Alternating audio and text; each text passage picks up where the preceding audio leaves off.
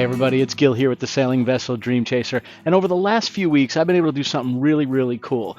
I've been able to take Chastity, my oldest granddaughter, with us from New Orleans to Florida. We spent a couple of days in Florida. We then traveled up to New Jersey where I was helping take care of my dad.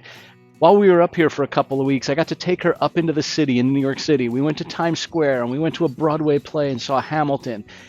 And then last week I had a work event in Chicago, so I took her with me to Chicago as well. What a cool experience to be able to do that. And we ended last week's video while we were tooling down the Chicago River on an architecture tour right through downtown Chicago. This week we're going to pick up where we left off, finish the architecture tour in Chicago, take you on a little bit of some of the sightseeing of things we did while in town, and then we're going to head back to Florida to continue the property search. I hope you guys enjoy this week's video, and thanks again for continuing to watch, and I appreciate your sort of patience as we haven't been doing a lot of DIY stuff on the boat while I've been taking care of my dad. So as we continue down the Chicago River, I'll point your attention to something I might have just started to show in last week's video. There was a guy selling trinkets up on the top of a bridge where a lot of pedestrians would be walking by, and little bubble machines and souvenirs and whatnot. But the cool thing was the view from the water where this guy was shooting the little bubble maker machines off the side of the bridge. So we'll pick up right there where we left off. We'll head back under that bridge and we'll continue the architecture tour.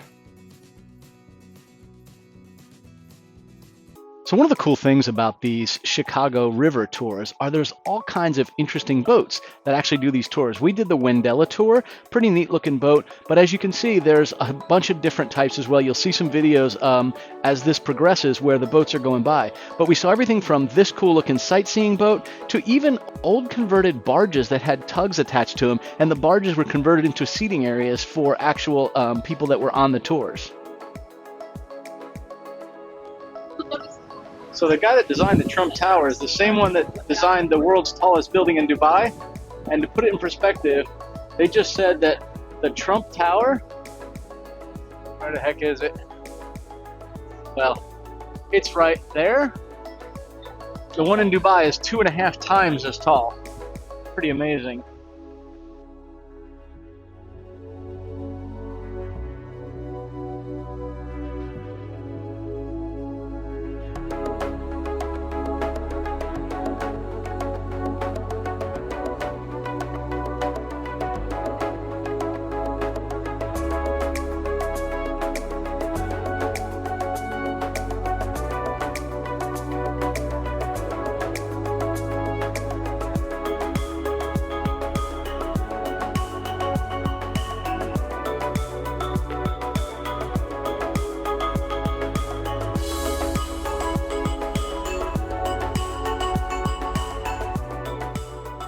So this building you see up on the right is actually the original headquarters of Montgomery Ward's. If you think about it, Montgomery Ward's was essentially the Amazon of 60 or 70 years ago. All catalog sales, but it was a way to get items direct to your home without having to go to a store. They were huge and they were headquartered right here in Chicago. So the building is phenomenal, and now they're starting to convert it into loft living and apartments and stuff. It really looks pretty neat. I love the little tiny house right here and all the other big high-rises. That is so cool. So this building right here has a base of only 40 feet wide. It looks like it's kind of built upside down. Let's see if we can see a better view when we get under the bridge. So you can kind of see just how narrow the base of that is. Look at that. And then as it goes up, it widens. Isn't that wild?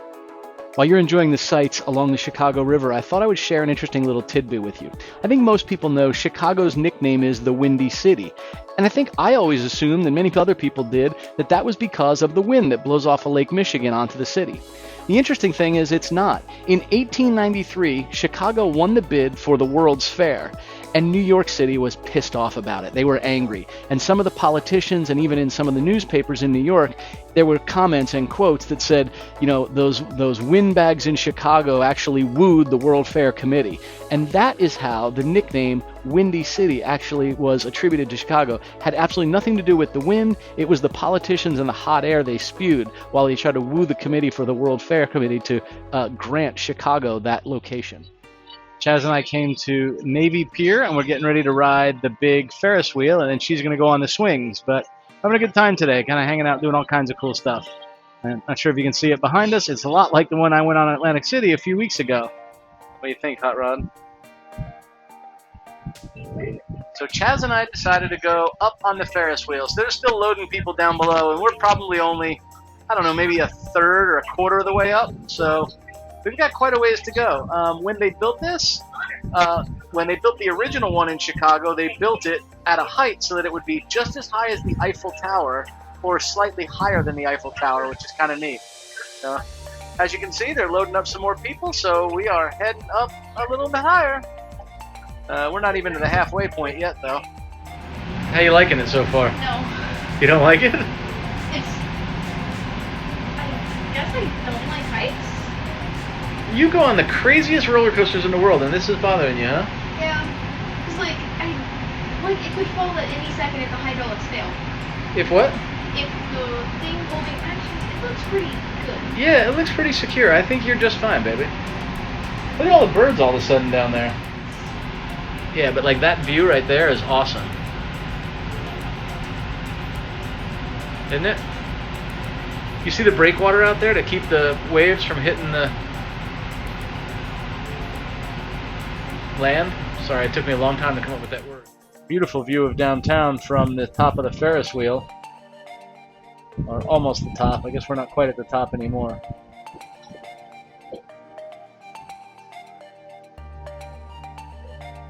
Any better? There's the wheels that drive us. You don't like the fact that it's making sounds? It's fine. It's just fine.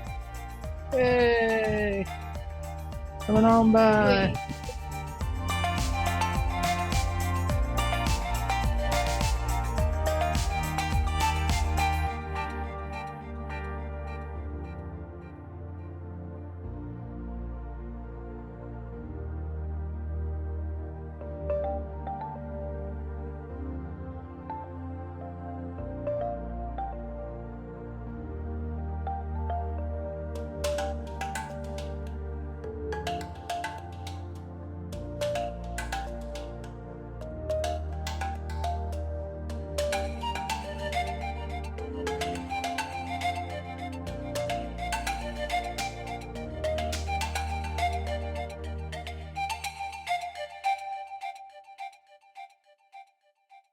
So that was a great time I got to spend with Chastity, and doing the riverboat tour and going out to Navy Pier, riding the Ferris wheel, the swings, taking the bike ride back a few miles back to the hotel we were staying at was all just a really cool experience. We went by the Buckingham and Grant fountains on bikes, and we rode along the Lake Michigan waterfront right by the marinas and stuff, and it was just a really beautiful ride.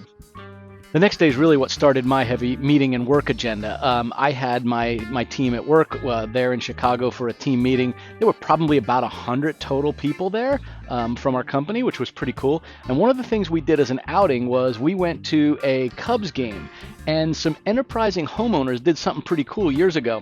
They would actually sell you space to sit on their roof, bring a cooler and a lawn chair, and watch the game from their rooftop because it was up above the sides of the stadium and you could see down into the field.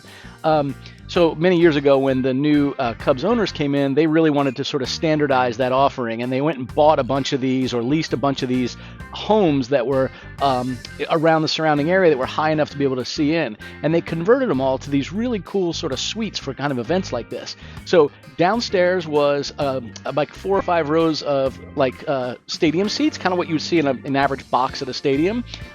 And then inside there were, restrooms and a seating area with tables, and they had food. They had a grill out on the back patio, and they were grilling burgers and dogs and brats and chicken sandwiches and whatever. And then inside they had all the sides and fixings, and they had an ice cream cooler there and drinks and whatnot. And then they had several open bars. And that was all inside. And I'll show you a couple of views of that from inside. You can kind of see because it'll look a little foggy almost as you're looking through the glass on that indoor part. Then above that, on the roof, they actually then installed bleachers. So we would go outside, go up to the top of the bleachers, and now you're sitting on the top of the roof, and I don't know, maybe 20 rows high of bleachers, probably seats 150, 165 people on those, just in this section we rented out. So we had a great time. The view was really cool. Honestly, I'd love to say I was really into the game, but it was just a really cool way to spend time with coworkers and visit with old friends and get to watch the game at a really cool venue that had an open bar and food and just a good relaxing time. So You know, as the CEO of our company always says, go Kronos. It's a really cool kind of event, and it's a great way to build some camaraderie around the teams. So the Cubs game was awesome, and the next night I took my smaller team out to a local place not far from where the Cubs play. And this was really neat. There's a coworker of mine that owns a bar in the Chicago area called the Wild Goose. So we took about 25 of us over there. We did trivia night, we had some drinks and good food, and you know, it's I don't know, I'd call it like a gastro pub, right? Burgers and appetizers, and the food's really good. Tons of draft beer on tap, and it was a really good time. If you're in the Chicago area, I'd recommend it. Go check out the Wild Goose. Definitely a fun place to go. So after another day of meetings, we finally wrapped up and people were starting to head home. My flight was first thing in the morning, and Chaz and I were going to head back to Florida. So Thursday evening, I got to go to dinner with a coworker of mine, and we went to a really cool hotel called the Blackstone. This is a historic place. You know, there's the likes of Martin Luther King ate there. It definitely has a cool art vibe, and it's part of the history of that part of Chicago. So I'll show you a couple pictures of the inside of it, right? Really, really cool looking place. And one of the neat things is they have a great Spanish tapas restaurant inside. Man, we had some good stuff in there. Like there was an almond wrapped in a date, wrapped in bacon with some kind of a sauce over the top. The food was just phenomenal. But called the Blackstone, really cool historic hotel. Then it was off on the way back to Florida, and we got down there with Chastity. We spent a little bit of time together in the camper, and we spent some time looking at houses.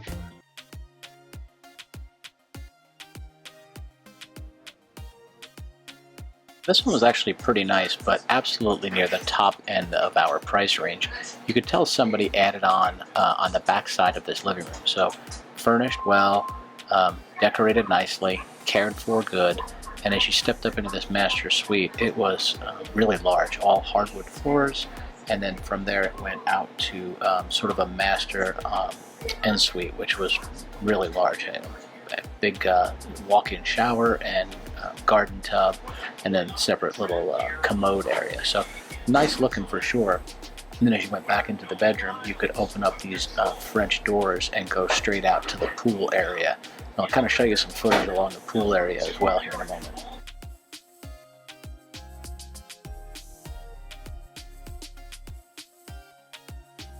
Side of the house was the other two bedrooms, and then this is from in the lanai. What I kind of liked about this, and it sounds a little selfish, but there was large boats there. So that big Sea Ray, and then that looked like about a 50-foot Gulf Star over there. That God bless that guy for being able to park it in that small area, but it probably well taken care of homes in the area. Presented an interesting option in that it was fully furnished as well. The water would be a little bit more challenging because the canal was pretty narrow right behind it. If the person across the water put in a dock, I'm not sure I would actually be able to turn Dream Chaser around at this particular water site, which got us thinking about options to maybe get a waterfront house that didn't have the boat there. But certainly have to think a lot more about that because that's part of our justification here.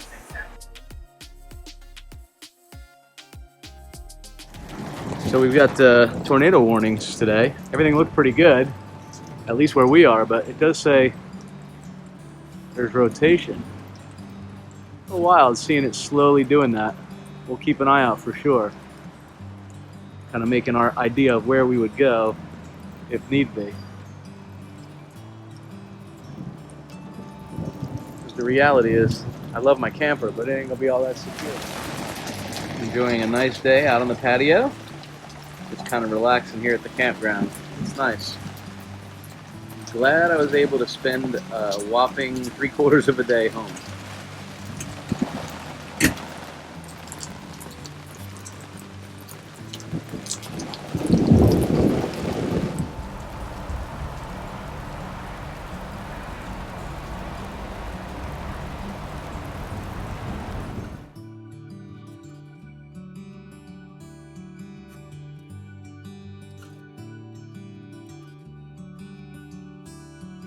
So we're at the Ford Motor Grill, and there's nobody in here, so I gotta show you the restroom. The urinals, and then check out these sinks. And the best part about this is, there's the water faucet. Is that not the greatest?